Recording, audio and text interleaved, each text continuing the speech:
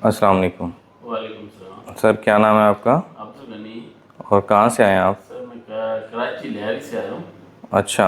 और मेरे को ये टांग में दर्द था, टांग से नीचे पूरे कूल्हे से लेके नीचे टांग में दर्द होता था, बहुत अच्छा, शदीद दर्द था। आप वो रिमांड डकैत वाली साइड से आए जी जी हाँ, हैं? अच्छा अच्छा, वो बड़ा मशहूर हुआ पिछले दिनों। उसी के इलाके में रहते थे। अच्छा अच्छा अच्छा।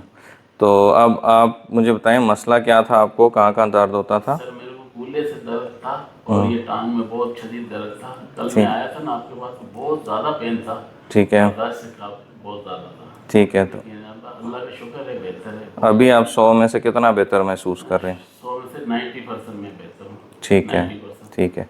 अभी आपने ये नहीं समझना आप ठीक हैं, अभी सिर्फ हमने आपकी चीज़ें एडजस्ट की हैं अपनी जगह पर, ठीक है ना? इसको भी ठीक होने में टाइम लगेगा, सही सही। ठीक है ना?